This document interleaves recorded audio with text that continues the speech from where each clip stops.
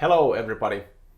I'm so honored to give this presentation to you regarding our society in Finland of how we utilize smart technologies such as dialogue chatbots for the benefit of the people and businesses. And I will give you some idea regarding our systemical approach towards human centricity in an ethical and sustainable way. And why I'm wearing this Finnish jersey? Well, that's because we just won the gold medal in ice hockey Olympic Games, so that's a huge issue in our society. So let's go and start these issues. So first of all, what we are meaning by human centricity and utilizing artificial intelligence in that sense. First of all, we need to understand that from the maybe 1960s or 1950s, we have been utilized digitization by basically going from analog world to digitizing material and such. After that, digitalization started our transformative issues, but not so much as we are utilizing them nowadays. So this digitalization basically still redefines the processes with the help of technology and data infrastructures. But nowadays, we are talking about the digital transformation. So basically, we try to redefine operations and value propositions through technology and data. And that is something that we are approaching through those smart technological issues. But before that, we need to consider the whole systemical approach. We need to change the glasses of how we see our society and how we see the world. Nowadays, basically, we see the world through legislative issues and how we divide the power and mandates to the different organizations. And that is one key challenge we try to tackle through this human centricity. And this AuroraAI is a program in our society that basically wraps these systemical challenges and also develops technological backbone to chatbots, for example, to have a smarter dialogue between each other for the benefit of the people. So we try to create even better conditions for a smooth everyday life and for people to find the services they need. And that's why we need technical and operational conditions for the development of human-centric activities in public administration and also in other sectors as well, since you cannot divide lives in public services or private services or third sector services. You need to consider life as a whole. So that's why we are talking about human-centric digital transformation. And artificial intelligence is just part of the tools we utilize to do that in real life. So basically, current practice leads to a society that acts like a clock-accurate administration machines that make sure that people and organizations operate in society according to the rules. In human-centric society, as we put the human and people first, that basically is a society that strengthens overall well-being and empowerment of the people and businesses. So there we work together to help ensure people can deal with life events easily and conventionally at all stages of their lives. And that's a huge paradigm shift we try to achieve in our society. So we need to have less or more a dream about that kind of society we try to achieve. So how it sounds, just an example from high school student perspective. For example, in our vision, a human-centric society creates opportunities for holistic well-being for all, taking into account and valuing individual differences in accordance with the goals of sustainable development. We have the prerequisites, ability and motivation to understand our own situation and take control of our own lives. Our loved ones are well, which is reflected in our well-being. In addition, the various actors in society and technology work together to train us and help take care of our well-being. When the situation demands it, they act on our behalf, taking care of our well-being. Otherwise, they allow us freedom by automating mandatory duties and tasks for us. In this way, we have the ability, support, and opportunity to actively shape our communities and our environment near and far as part of the communities in which our voices are heard and that change according to our needs. So that was the vision picture from plus 20 years from now. And these kind of vision statements basically can help us to understand of the direction of where we should go from the perspective of the people, not from the perspective of the organizations or the governments or the private entities. Rather, if we are building human-centric society, we need to understand what kind of society that should be. So you need to work for the people, and you cannot work for the people without understanding who these people are. So that is one place where we are adapting artificial intelligence or technology such as AI to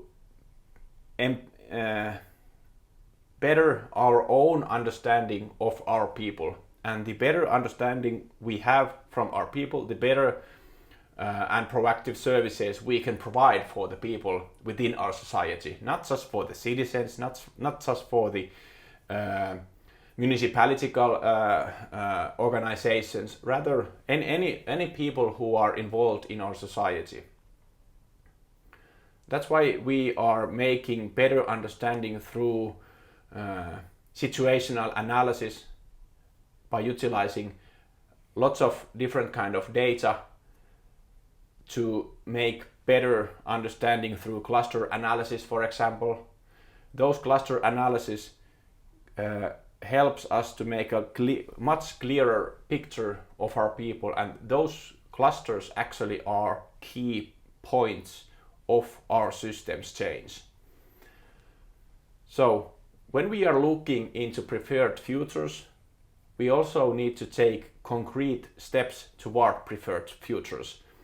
And we cannot take those steps without understanding where we are now. And when I'm saying where we are now, we are asking where our people are now.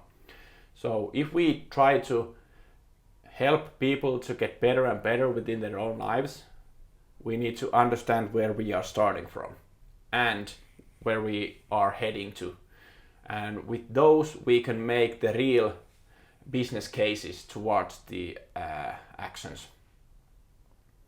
So, in a human-centric and proactive society, a person would be encountered as a whole in different situations and events in life. Services would create seamless service paths to everyone's everyday life. The services would create appropriate entities directly to different situations and events in life. And most of all, the running of people from one door to another would end. We don't see people as a customers. Rather, we see people as a whole. And if we are wishing to see people as a whole, we need to make clearer understanding of who our people are. Also, we need to understand that we need to empower people to have their own lives better and better. They have to have capacity to take care for their own well-being, and it should be improved, and the conditions of service providers will meet the real needs of people with their services. And all those together actually forms the systemical transformation, what we are talking about in Finland when we are talking about digital transformation in a human-centric and ethical way. But what this all means regarding development and utilizing chatbots, for example. Well, in our society, we do things together. we collaborate, we cooperate. We are talking about public-private people partnerships. We need to have trust to make agreements of where we are heading and where we are right now. That's why when we are building these kind of human-centric chatbots, we need to cooperate by bringing together actors, by reducing duplications, and we increase collaboration between organizations that use chatbots and enhance both shared learning and the sharing of knowledge and experience.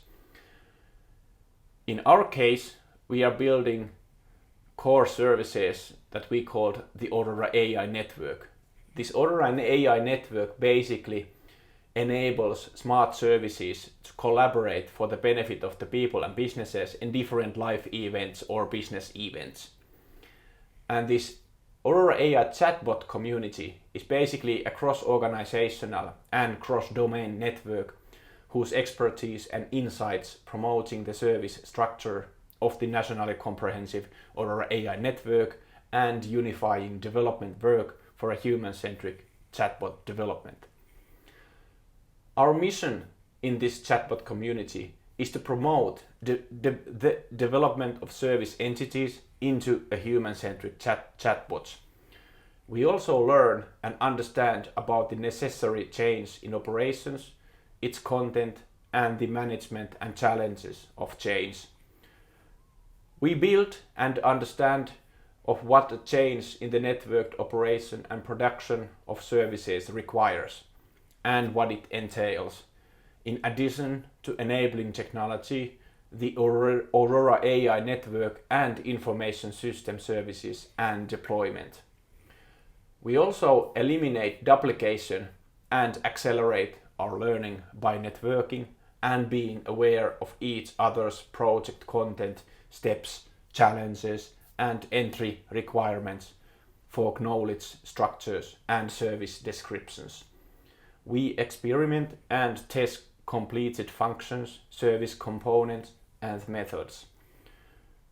We also understand and value the importance of customer end user involvement from the outset in developing people-centric accessible services where clear language is the foundation of the user experience and human life situation are the starting point for service content and service paths. We are involved in building a comprehensive service network in the AuroraAI network, where people can find the information they need and the services they need. We bring together actors from different sectors of society, learn from each other about the content of the services and the work done, and the challenges of guiding people so that together we can form a functional service entity for people.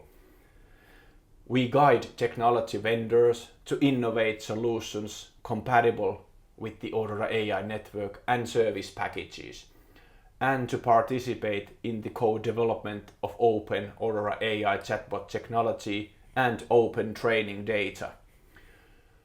We impact our own and other organizations with the potential of new ideas, open technologies, and benefits from the AuroraAI network and chatbots. In cooperation with other actors, we communicate on the need for legislative change as well.